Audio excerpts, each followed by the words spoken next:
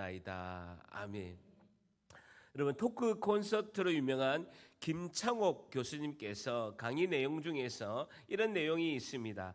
여러분, 아이들이 우리 자녀들이 잘 되는 집은 아빠의 특징보다 엄마의 특징이 훨씬 더 많다라고 합니다. 애들이 잘 되는 집은 엄마의 특징이 있다는 거예요. 여러분, 엄마의 특징이 어떤 특징이 있을까요? 그 엄마의 지역적인 특징, 뭐 경상도나 서울 수도권이나 이런 지역적인 특징이나 엄마의 학력도 아닙니다. 애들이 그 집에 애들이 너무너무 잘 된다는 것은 무엇을 뜻합니까? 애들이 뭐 좋은 대학도 가고 좋은 직장도 하고 술술 잘 풀리는 데는 보면 엄마의 얼굴에 특징이 있다라는 거예요. 엄마의 얼굴에 특징이 있다는 게. 그 특징이 뭐냐면요, 엄마의 인상이 좋다라는 거예요. 엄마 인상이 좋은 집은 애들이 잘 된다라는 거예요. 엄마의 인상이 좋은 집은 애들이 다 잘 된다는데 김창호 교수님의 표현에 의하면 엄마의 얼굴은 딱 두 가지가 있다 합니다. 엄마의 얼굴의 종류는 두 가지가 있는데 첫째는 인상, 두 번째는 뭐냐고요? 진상. 그 김창호 교수의 표현에 의하면 진상은 화상이라고 하고 화상이라는 표현을 쓰기도 합니다. 어쨌든 엄마의 인상이 진상인지 인상인지 어떻게 알 수 있을까요? 우리 엄마가 엄마의 얼굴이 인상인지 진상인지를 어떻게 아는 방법이 있다라고 합니다. 저녁에 가족들이 다 모여 있는데 이제 엄마가 이제 바깥에 볼일 보고 집에 들어올 때 집안의 분위기가 환해지면 인상. 그리고 엄마하고 같이 저녁에 있다가 엄마가 나갔는데 집안 분위기가 환해지면 진상. 엄마가 나갔는데 분위기가 너무 좋아. 그럼 진상이고, 엄마가 들어왔는데 너무 분위기가 좋아. 그러면 이제 인상이라는 것이죠. 여러분, 우리 자녀들이 잘 되는 게 무엇입니까? 뭐 좋은 대학 가고 좋은 직장 가고 이제 자기가 알아서 잘 이렇게 자립적으로 잘 살면 이제 잘 됐다라는 표현을 쓰죠. 근데 여러분, 우리가 잘 됐다는 것을 넘어서서 우리 자녀가 이렇게 훌륭한 인물이 되는 것이 더 중요하죠. 우리 아이로 인해서 훌륭한 인물이 된다는 건 뭡니까? 우리 아이들로 인해서 덕을 보는 사람이 있다라는 거예요. 지역이 덕을 보고, 국가가 우리 아이로 인해서 덕을 보고, 세계가 우리의 아이를 통해서 덕을 보면 훌륭한 인물이라는 평가를 받는다라는 것이죠. 그러면 우리가 자녀가 잘 되는 걸 넘어서 훌륭한 인물이 되기 위해서는요, 엄마의 특징보다는요, 아빠의 특징이 이제는 필요하다는 거예요. 우리 자녀가 잘 되는 정도를 넘어서서 지역과 민족과 세계가 덕을 보는 훌륭한 인물이 되려면요, 아빠의 특징이 필요하다는 거예요. 아빠의 어떤 특징이 필요하냐? 첫째는요, 아빠의 인상이 좋아야 된다는 거예요. 두 번째는요, 아빠가 안 계시면 훌륭한 인물이 된다라는 거예요. 다시, 아빠 인상이 좋거나 아빠가 안 계시면 자녀가 훌륭한 인물이 된다라는 거예요. 히브리 대학에서 연구를 했는데 유대인들이 이 전 세계 인구의 0.3%밖에 안 됩니다. 그런데요, 노벨상의 30%를 유대인들이 수상을 합니다. 특히 이제 경제, 의학 분야는요, 전 세계의 40%를 유대인들이 수상하는 걸 볼 수가 있죠. 그래서 히브리 대학에서 연구를 했습니다.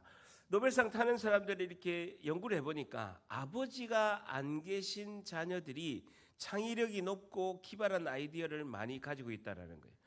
그 이유는 권위주의자인 아버지 밑에서 자라면요, 아이들이 자존감이 낮아지고 창의력이 낮아진다라는 것이죠. 그러니까 아버지가 권위주의자가 아니고 아버지가 인상이 좋거나 아버지가 오히려 안 계시면 아이들이 창의력이 높고 풍부한 아이디어가 많이 나온다라는 겁니다. 여러분, 유튜브에 보면요, 김창호 교수의 강의를 이렇게 듣게 됩니다. 제가 들으면서 제가 느낀 것이 있습니다. 가정 안에서의 내부적인 갈등이 없는 것이 우리 자녀 교육에 너무나 중요하다. 그리고 가정 안에서의 내부적인 갈등이 없는 것이 우리가 힘을 내서 살아가는데 얼마나 중요한가를 이제 제가 그 강의를 들으면서 깨닫게 된 것이죠. 여러분, 하나님의 백성인 우리는 날마다 영적 전쟁을 치르게 됩니다. 밖에 나가서 우리가 세상 안에서 살아가면서 사업장 안에서 영적 전쟁을 치르고 직장과 사업터에서 하루 치열하게 신앙을 지키기 위해서 갈등과 어려움 속에서 전쟁을 하면서 하루하루를 우리가 살아가고 있습니다. 근데 너무나 중요한 것은요, 그런 우리가 우리 가정에 와서 내부적으로, 그리고 우리가 예배하는 이 교회 공동체 안에서 얼마나 내부적인 갈등과 어려움을 줄이고 없애는 것이 훨씬 더 중요하다는 거예요. 다시요. 우리가 세상 밖에서 영적 전쟁을 치르고 우리가 신앙을 지키면서 그렇게 살아가기 위해서 날마다 전쟁을 치릅니다. 더 중요한 것은요, 우리 안에서, 가정 안에서 내부적인 갈등이 없고 우리가 예배하는 이 예배 공동체 안에서, 교회 안에서 갈등을 없는 것이 훨씬 더 중요하다는 거예요. 여러분, 지난주 느헤미야 4장까지는요 외부의 적과 싸웠습니다. 느헤미야 4장을 보게 되면 산발락과 도비아가 세력을 내서 막 공격을 했습니다. 협박을 하고 너희들이 잘 되는가 보자, 여우가 올라와도 성벽에서 다 무너진다, 너희들이 성벽을 건축하는 것은 잘못됐다고 뭐 협박하고 막 공격하고 엄청나게 공격을 합니다. 근데 오늘 5장에 보게 되면요 내부적으로 갈등이 있는 거예요. 외부적인 갈등, 원수들과의 갈등을 다 우리가 해결하고 나니까 내부 안에서 갈등이 생기기 시작한 거예요. 여러분, 우리는 이 신앙생활을 할 때 하나님께서는요 한 세트 훈련을 시킵니다. 외부 갈등을 우리가 승리하게 나면 내부 갈등을 잘 이겨냈을 때 하나님께서 그 훈련을 잘 마쳤다라고 하나님께서 인정한다라는 것이죠. 오늘 느헤미야 5장을 통해서 오늘의 질문은요, 성도는 내부의 어려움을 어떻게 극복할 수 있을까요? 오늘 질문이 뭐라고요? 성도는 내부의 어려움을 어떻게 극복할 수 있을까요에 대한 교훈을 얻고자 합니다. 내부에 어려움이 있고 갈등이 있다라는 거예요. 성도는 내부의 어려움을 어떻게 극복할 수 있을까요에 대한 교훈을 얻고자 합니다. 여러분 5장 1절 한번 같이 있습니다. 5장 1절 시작. 그때 백성들이 그들의 아내와 함께 크게 부르짖어 그들의 형제인 유다 사람들을 원망하는데 라는 겁니다. 즉 BC 444년입니다. 지금으로부터 2470년 전에 느헤미야는 다 망한 자기의 고국 이스라엘 민족을 위해서 수도 예루살렘의 성벽을 건축하는 중에 지금 5장에 보게 되면 내부의 큰 절망에 빠지게 됩니다. 그때 줄쳐 보세요. 백성들이 그들의 아내와 함께 크게 부르짖어 그리고 형제인 유다 사람들을 원망하는데 라는 것이죠. 여러분, 외부의 적과 원수들과 그것을 잘 이겨냈더니만 그 내부 안에서, 그 집안 안에서의 불안과 갈등이 지금 발생했다라는 거예요. 여러분, 갈등이라는 단어, 여러분 그 한자 무슨 갈자 무슨 등자인 줄 아십니까? 다시요. 여러분, 갈등이라는 단어가 한자어잖아요. 갈자가 무슨 갈자인 줄 아십니까? 처음 듣습니까? 칡갈자입니다. 칡뿌리 할 때 산에 있는 칡갈자에다가 등자는요 등나무 등자입니다. 등나무 등자. 그 뭐냐면요, 칡은요 자랄 때 시계 반대 방향으로 이렇게 꼬이면서 줄기가 이렇게 자랍니다. 다시요. 칡은 시계 반대 방향으로 이렇게 꼬이면서 줄기가 위로 이렇게 자라고, 등나무는요 칡과 반대로 시계 방향으로 꼬이면서 이렇게 자랍니다. 그러니까 한쪽은 시계 반대 방향으로 꼬이고 한쪽은 시계 방향으로 꼬이니까 갈등이죠. 방향이 완전 다른 것을 볼 수가 있습니다. 서로 반대 방향으로 올라가니까 그것을 갈등이라고 하는 것이죠. 자, 2절에 보게 되면요, 어떤 사람은 말하기를 우리가 우리 자녀가 많으니 줄쳐 보세요. 양식을 얻어먹고 살아야 하겠다라고 하는 거예요. 여러분, 자녀가 많으면요 하나님 주신 축복입니다. 근데 부족한 식량으로 자녀가 많은 게 오히려 부담이 된다는 그 원인이 3절에 보게 되면요 흉년이 들었다라는 거예요. 3절, 어떤 사람은 말하기를 우리가 밭과 포도원과 집이라도 저장 잡히고, 이 줄쳐 보세요. 흉년의 곡식을 얻고자 하고. 여러분, 내부적으로 절망적인 위기가 온 첫 번째 이유가 뭐냐면요, 흉년 때문이라는 거예요. 먹을 게 없는 거예요. 그러니까 갈등이 처음에 생긴 거예요. 두 번째는요, 4절에 어떤 사람은 말하기를 우리는 밭과 포도원으로 돈을 내서 줄쳐 보세요.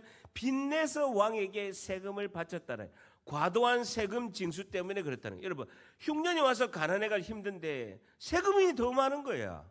과도한 세금 징수 때문에 그렇다는 거예요. 세 번째는요, 과도한 이자 때문에 자식을 팔게 되는 상황까지 발생했다라는 겁니다. 5절에 보게 되면요, 과도한 이자 때문에 돈을 빌렸는데 이자가 너무 많아. 우리 육체도 우리 형제의 육체와 같고 우리 자녀도 그들과 같은데 똑같은 우리가 인권을 가졌는데 이제 우리 자녀를 종으로 팔 정도로 이자를 못 갚을 상황이 왔다는, 우리 딸 중에는 벌써 종된 자가 있고 우리 바깥 포도원도 이미 남은 것이 없이 이자 갚으려다가 다 팔아가지고 우리에게는 아무런 힘이 없도다라는 것입니다. 돈을 빌렸는데 과도한 이자 때문에 자식들이 종으로 팔려가고 있다는 것. 여러분, 레위기 25장 39절에는 이자를 이렇게 과도하게 받는 걸요 율법으로 금지하고 있습니다. 레위기 25장 39절에 너와 함께 있는 내 형제가 가난하게 되어 내 몸이 팔리거든 너는 그를 종으로 부리지 말고라는 것입니다. 과도한 이자를 받지 못하도록 율법에 되어 있는데 그걸 넘어서서 그렇게 하기 때문에 이 세 가지 내부적인 어려움 때문에 이 지금 힘든 상황이 온 거예요. 이럴 때 기도의 지도자, 믿음의 지도자, 탁월한 리더십을 발휘하는 느헤미야는요 이걸 어떻게 극복했는지가 오늘 성경은 말씀하고 있습니다. 6절 같이 있습니다. 시작. 내가 백성의 부르짖음과 이런 말을 듣고 크게 노하였으나, 줄 쳐보세요. 히브리어로 하라, 원어의 뜻이 하라인데요 분노하다라는 뜻입니다. 느헤미야가 분노했다는, 거룩한 분노가 일어났다라는 것입니다. 외부적인 공격을 잘 막았더니만 이제 하나님 일을 하려고 하는데 내부 안에서 갈등과 절망의 소리를 들으니까 느헤미야가요 분노했다는 것입니다. 어쩌다 우리가 이렇게 되었을까 하고 분노하고 있다는 겁니다. 느헤미야는 화를 내고 그 감정을 주체를 못하는 것이 아니라 의로운 분노, 거룩한 분노가 일어났다는 것입니다. 어쩌다 우리가 이렇게 되었을까라고 이렇게 분노가, 의로운 분노가 일어납니다. 여러분, 시작 성경에도 예수님께서 화를 내고 분노를 낸 사건이 있습니다. 예수님도 의로운 분노, 거룩한 분노죠. 6월절에 예수님께서 성전에 가니까요 전부 다 장사하는 거예요. 그 양을 팔면서 소와 양과 비둘기를 파는 사람이 폭리를 취해서 장사를 하는 거 보고요 주님이 가서 노끈으로, 요한복음 2장 15절을 보게 되면요 주님이 노끈 채찍을 들어서 그 성전 앞에 있는 사람들을요 다 상을 업고 막 노끈과 채찍을 들어서 막 하는 그 어려운 분노가 일어나는 것도 볼 수가 있습니다. 여러분, 우리가 성경을 통해서 교훈을 삼는 걸 보게 되면요 우리 천국 백성 성도들은 삶을 살아갈 때 외부적인 공격과 방해가 당연히 있습니다. 근데 그걸 잘 이기면 가족 안에서 힘든 일이 발생하는 거예요.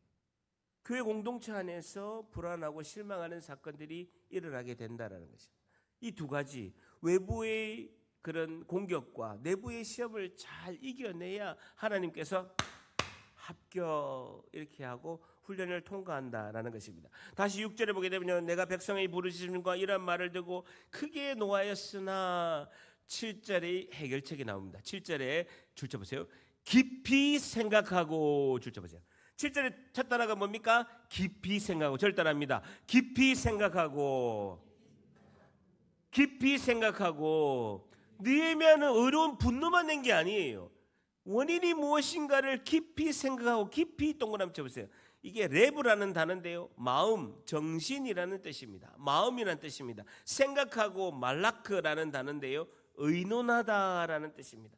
자기 마음과 의논했다라는 겁니다. 느헤미야는 자기 마음과 의논을 한 거예요. 여러분, 옛날 성경 개역 한글에는요 중심에 계획하고라고 이렇게 번역하고 있습니다. 깊이 생각하고를 개역 한글에는요 중심에 계획하고, 새번역 성경은요 신중하게 살핀 다음에라고 이렇게 말씀하고 있습니다. 신중하게 살핀 다음에라는 거. 여러분, 오늘 굉장히 중요한 포인트가 있습니다. 그 뭐냐면요 느헤미야는 화만 내고 분노만 낸 것이 아니라는 거예요. 깊이 진지하게 생각을 한다라는 것입니다. 여러분, 어려움이 있을 때, 내부적인 우리의 어려움이 올 때 깊이 진지하게 생각을 하는 것이 너무나 중요하다는 거예요. 여러분, 한국인들은 다른 나라 사람과 비교해서 독특함이 있습니다. 첫 번째는 뭐냐면요 지나치게 다른 사람에 대해서 관심과 간섭이 많아요. 한국 사람들은 다른 나라 사람에 비해서 지나치게 다른 사람에 대해서 간섭하고 관심이 많아. 제가 미국에 여러 번 갔습니다. 여러분, 미국에 캘리포니아에 35도인데 그 여름에 한 사람은 반팔 입고 나시 입고 다니고요, 한 사람은 겨울 파카를 입고 다녀. 겨울 파카. 그 옆에는요 가죽 점퍼를 입고 다녀. 근데 아무도 쳐다보는 사람이 없어. 저만 쳐다봐요. 왜? 한국 사람이니까. 저 사람 왜 저러지? 얼굴 쳐다보는 거예요. 어쨌든 우리는 지나치게 간섭과 관심이 많다는 거예요. 두 번째, 한국 사람은 지나치게 감정적이에요. 그러니까 은혜를 잘 받아. 그러니까 여자분들이 예배 때 교회에는요 은혜를 잘 받아. 왜 그렇습니까? 감정적이거든. 남자들은 이성적이거든. 감정적이 지나치게 우리는 감정적이다. 그래서 그걸 좀 보완하려면요 진지하게 생각하고 깊이 사고하고 관찰하는 것이 중요하다는 거예요. 내가 감정적이니까 진지하게 생각하면 감정을 누르고 이제 정확하게 이렇게 바라보는 것도 중요하다는 것입니다. 여러분 깊이 생각한다 이 단어는요 자기 마음에 들리는 하나님의 음성을 듣는다라는 의미입니다. 여러분 깊고 조용한 생각을 하면 나 자신의 참모습이 보이고 이렇게 된 원인이 밝혀진다는 거예요. 그리고 하나님의 음성을 들을 수 있는 시간이 된다는 거예요. 여러분 조용한 호수에 가면요 조용한 호수에 맑은 날씨에 가게 되면 그 호수를 이렇게 강물을 이렇게 딱 보게 되면 뭐가 비칩니까? 맑은 하늘과 자기의 얼굴이 비치죠. 그 조용한 데 가보면 자기의 얼굴을 강물에 비친 자기 얼굴을 이렇게 보게 되는 것과 같은 원리라는 것입니다. 여러분 환난이 오면 제일 내부의 갈등이나 어려움이 오면 제일 먼저 침묵하고 하나님 앞에 나아가서 깊이 생각의 시간을 가지는 것이 중요하다는 거예요. 저를 따라합니다. 깊이 생각하는 시간을 가져야 합니다. 한 번 더 깊이 생각하는 시간을 가져야 합니다. 사랑하는 성도 여러분, 우리는 어떤 중요한 결정을 할 때 여러분은 어떻게 이렇게 보통 행동을 하십니까? 굉장히 중요한 일이 있어요. 내가 뭐 이걸 해볼까? 어떤 사업에 중요한 걸 해볼까? 아니면 뭔가를 전환해서 해볼까? 어떤 특별한 것을 할 때 우리가 중요한 결정을 할 때 여러분은 어떻게 이제 보통 결정을 합니까? 대부분은 뭐 조용하는 시간을 가지고 하나님 앞에 나아가서 하나님 뜻을 이렇게 응답받으려고 하지 않아요. 중요할 때 보통 같은 경우에는 이 중요한 것을 할 때 내가 어떻게 결정할까? 그럴 때 보면요 대부분은 내가 깊이 가서 새벽에 기도하고 안 하던 저녁에 퇴근해서 기도해서 하나님께 응답을 받아서 하나님께 주시는 응답 가운데 순종해야지 라고 생각을 안 한다고요. 어떻게 생각하냐면요 나보다 기도를 훨씬 많이 하는 목사님한테 물어봐야지. 대부분 그렇게 해요. 그렇게 하죠. 그 방법이 나쁘다고 하는 게 아닙니다. 굉장히 중요한 방법입니다. 좋은 방법이기도 하고 나쁘지도 않아요. 어쨌든 나보다 기도를 좀 많이 하는 목사님한테 물어보는 것이 좋습니다. 근데요 본인이 조용한 시간을 거쳐서 충분히 기도한 후에 하나님께 응답받는가 하고 목사님께 여쭤봐서 목사님을 입을 통해서 하나님의 뜻을 듣는 경우하고 무엇이 차이점이 있을까요? 차이점이 있어요. 왜냐하면 내가 깊이 기도해서 하나님께 응답받으면요 그 길로 갔을 때 힘들고 어려움이 있어도 포기하지 않고 돌아가지 않습니다. 다시요. 내가 응답받았기 때문에 확실한 응답이기 때문에 내가 그 길을 갔을 때 시험이 들고 어려움이 와도 포기하지 않아요. 저한테 신학대학원 가겠다라고 이제 청년들이 오면 확실한 하나님의 인도하심, 확실한 하나님의 응답이 있냐라고 물어봅니다. 왜냐하면요 신학대학원 3년 졸업하는 게 너무 힘들어요. 중간에 포기한 사람은요 20%는 포기합니다. 너무 힘드니까. 그런데 확실히 응답받으면요 묵묵히 그 길을 가는 거예요. 근데 다른 사람으로부터 하나님의 뜻을 들으면요 쉽게 힘들 상황이 오면요 쉽게 포기합니다. 그 실패를 돌파하는 에너지가 나오지 않는 거예요. 그래서 굉장히 중요한 것은 하나님 앞에 기도함으로 나아가서 깊이 생각하고 하나님의 뜻을 묻는 것이 너무나 중요하다. 오늘 첫 번째 성도는 내부의 어려움을 어떻게 극복할 수 있을까요? 첫 번째 침묵하고 깊이 생각하고 기도합니다라는 것이죠. 오늘 첫 번째 침묵하고 깊이 생각하고 기도합니다라는 것이죠. 내부의 어려움이 올 때 어떻게 극복하냐면요 침묵하고 오늘 7절 말씀대로 깊이 생각하고 하나님께 기도합니다라는 것입니다. 너무너무 중요합니다. 수영역에 정필도 목사님, 소천하신 정필도 목사님께서 성도들에게 그 3만 5천 명이나 되는 성도들에게 평생 강조한 것이 딱 한 문장입니다. 시험 들 때 잠잠하고 기도하라. 저를 따라합니다. 시험 들 때 잠잠하고 기도하라. 한 번 더. 시험 들 때 잠잠하고 기도하라. 정필도 목사님은요, 3만 5천 명 되는 그 성도분에게 시험 들 때 잠잠하고, 수영대교회 성도분들은요 항상 입에 붙어 있습니다. 시험 들 때 잠잠하고 기도하라. 시험 들 때 잠잠하고 기도하라. 늘 그거 합니다. 여러분, 시험 들 때 잠잠하는 것이 힘들까요? 기도하는 것이 힘들까요? 다시요. 시험 들 때 잠잠하는 것이 힘들까요? 기도하는 것이 힘들까요? 방언하지 마시고요. 시험 들 때 수영교회 정필도 목사님이 잠잠하고 기도하라라는 건요, 잠잠하는 게 더 힘듭니다. 훨씬 더 힘듭니다. 여러분, 사람은 이 잠잠한다라는 것은요, 그 사람의 인격적인 성숙과 관련이 있습니다. 사람은 본능적으로 힘들면요 광고를 합니다. 대대적으로 광고합니다. 그래야 살 것 같은 거예요. 대대적으로 광고하는 거예요. 많은 사람들 만나면 내가 이렇게 힘듭니다. 그렇게 해야 좀 속이 시원하고 살 수 있을 것 같아요. 누군가가 나의 힘듦을 들어주면요 위로가 되는 듯도 합니다. 그때요 나의 힘듦을 말하는 것도 한두 번이지, 여러분 교회 식구나 들어주지, 세상 사람들은 나도 힘든데 네 이야기 한두 번이지 더 이상 안 들어줘요. 더 확실한 건요, 나의 시험, 나의 어려움을 많이 이야기한다고 해서 해결되는 것이 하나도 없다라는 거예요. 어느 누구도 나를 도와주는 사람이 없다라는 거예요.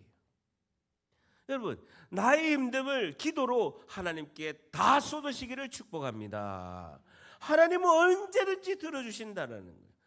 세상 사람들과 우리 가까운 사람들도 한두 번이지 들어주는데 한계가 있는 거예요. 그리고 어느 누구도 해결하지 않습니다. 그런데요, 하나님은요 언제든지 들어주세요. 그리고 얼마든지 들어주십니다. 우리의 탄식을 하나님이 늘 들어주실 줄 믿습니다. 우리의 신음소리를 하나님이 들으신다는 거예요. 하나님의 때에 하나님의 방법으로 하나님께서 우리의 어려움도 해결하실 줄 믿습니다. 한 번 더. 시험 들 때 잠잠하고 기도하라. 너무 중요하다는 거예요. 7절에 보세요. 깊이 생각하고 귀족들과 민장들, 공동번역에는요 유지들이라고 하겠습니다. 힘 있는 자들과 관리들, 공직자들과 꾸짖어 그들에게 이르기를, 주쳐보세요, 너희가 각기 형제에게 높은 이자를 취하는도다 하고 대화를 열고 그들을 쳤다라는 것입니다. 너 문제가 뭐냐? 너희들이 각기 형제들에게 왜 이렇게 돈을 빌려주고 이자를 많이 받았냐라는 것입니다. 그러면 7절에 그들에게 이르기를, 우리는 이방인들의 손에 팔린, 주쳐보세요, 우리 형제 유다 사람들을 우리의 힘으로 도로 찾았거늘 너희는 너희 형제를 오히려 팔고자 하느냐? 더구나 너희 우리의 손에 팔리게 하겠느냐 하며, 주쳐보세요, 그들이 잠잠하여 말이 없기로라는 것입니다. 우리는 이방인들의 손에 팔린 우리 형제 유다 사람들을 우리의 힘으로 다하여 도로 찾았거늘 노예로 팔린 우리 동족들을 값을 치르고 데려왔는데 지금 빚이 많아가지고 오히려 또 노예로 팔린다는 사실을 너희들이 알고 있느냐라고 이렇게 말씀하고 있습니다. 그렇게 우리가 8절에 힘을 다하여 도로 찾았거늘 너희는 너희 형제를 팔고자 하느냐? 더구나 우리의 손에 팔리게 하겠느냐? 이스라엘 백성들이 느헤미야가 하는 말에 잠잠하여 말이 없기로라고 말씀하고 있습니다. 그러면서 9절에 내가 또 이르기를, 민장과 귀족들에게 한 걸음 더 나아가서 구체적으로 너희들은 회개해야 된다라고 요구합니다. 주차 보세요. 너희의 소행이 좋지 못하다. 너희들은 죄를 짓고 있다라고 말하고 있습니다. 그러면서 우리 대적 이방의 사람들이 비방, 하나님의 이름이 먹칠을 당한다는 생각을 하고 우리 하나님을, 주차 보세요, 우리 하나님을 경외하는 가운데 행할 것이 아니냐라는 것입니다. 현재 내부에 어려우면 하나님을 경외하는 가운데 행하지 못한 죄 때문이다라고 이야기하는 것입니다. 비싼 이자를 받고 착취하는 그 죄 때문이다라고 이야기하고 있습니다. 오래전부터 행하는 이자놀이하고 높은 대출 이자를 못 갚았을 때 사람이 노예로 팔리는 이런 일을 하게끔 왜 원인을 제공했느냐라고 이야기하고 있습니다. 20절에 타국인에게 내가 구워주면 이자를 받아도 되거니와 어찌 우리 집안 사람, 우리 내부적으로 형제에게 구워주거든 이자를 받지 마라. 그리하면 그리하면 우리가 이자를 받지 않으면 손해보잖아요. 그리하면 내 하나님 여호와께서 내게 들어가 차지할 땅에서 줄쳐 보세요. 너의 손으로 하는 범사에 하나님이 복을 내리시리라 라고 이렇게 말씀하고 있습니다.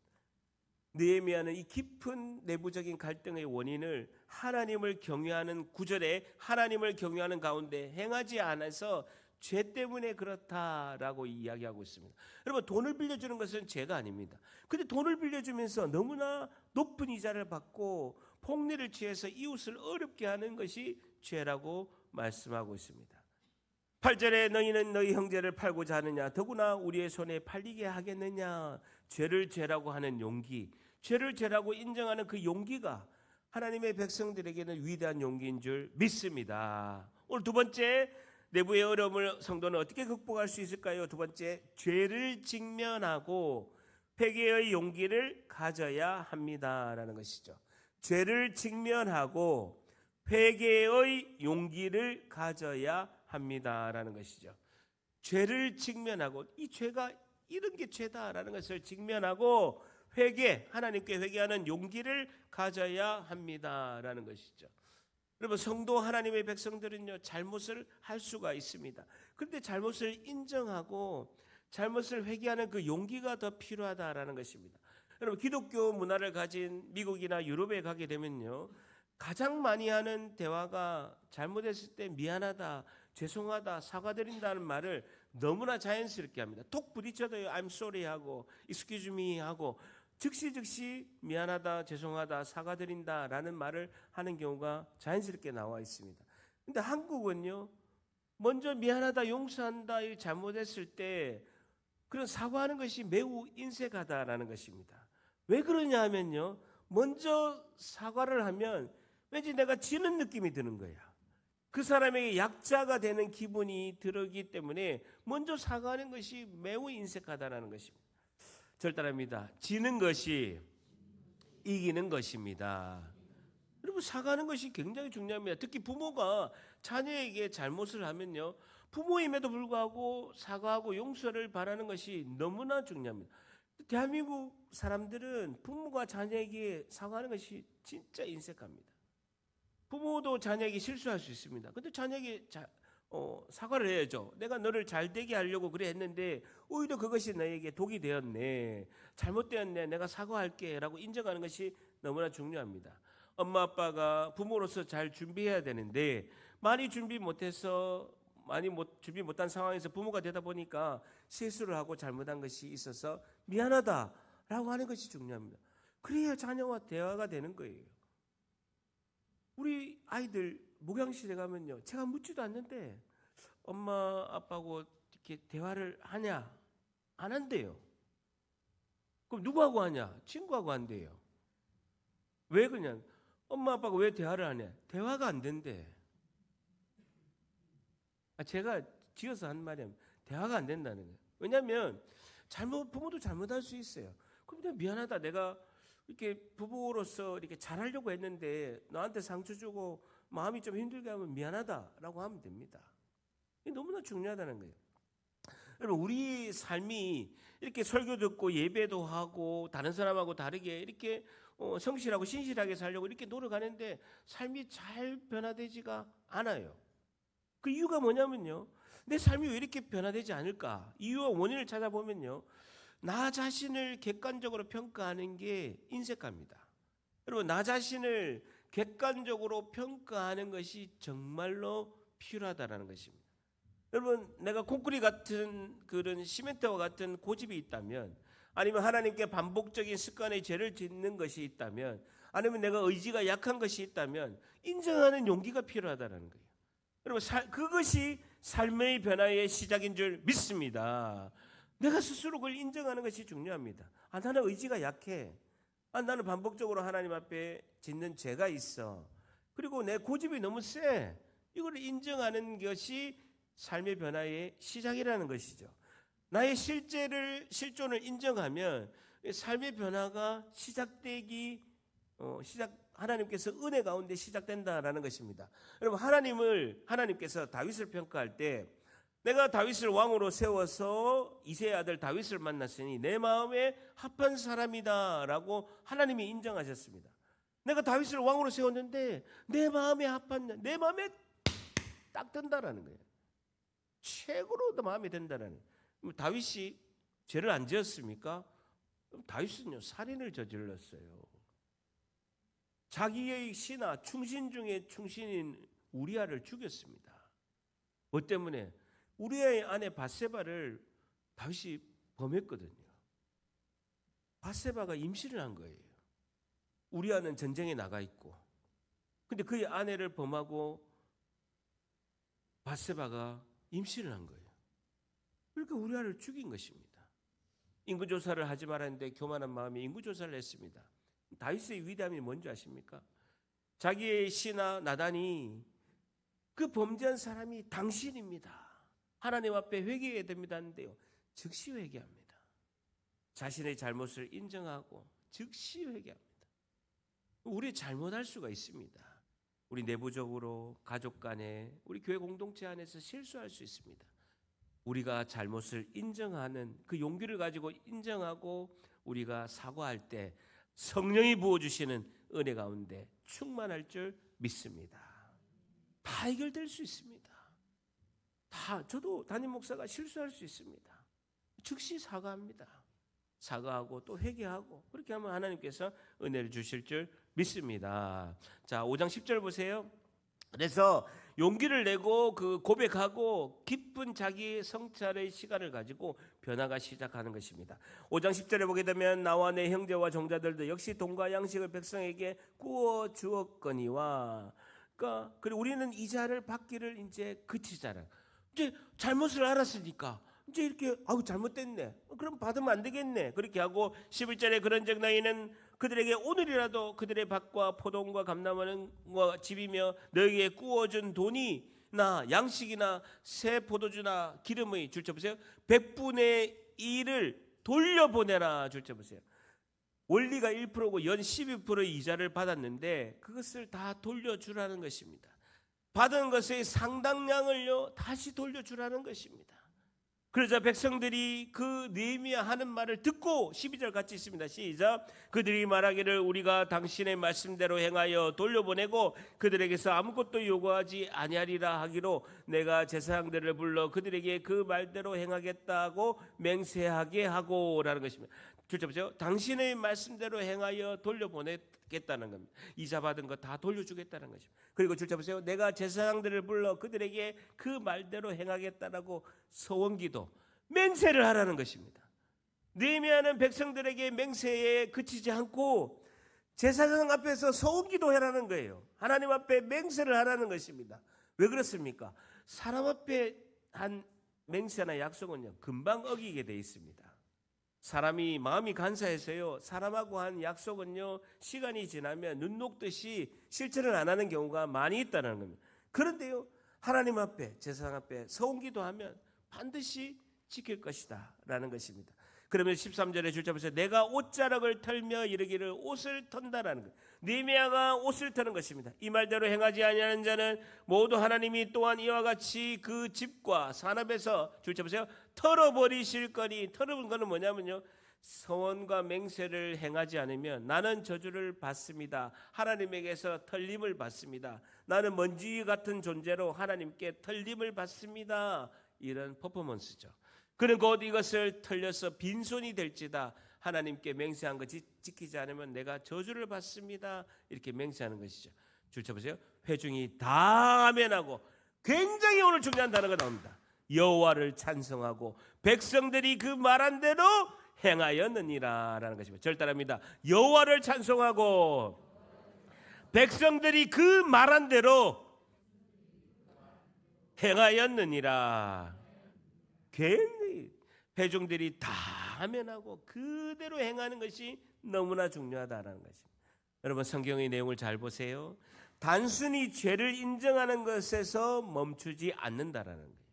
성경은 분명하게 그 회개에 합당한 삶의 열매를 맺어가고 그것을 통해서 하나님을 찬송하고 그 말한 대로 자신들이 회개하고 인정한 대로 행하였느니라. 절대합니다. 행하였느니라.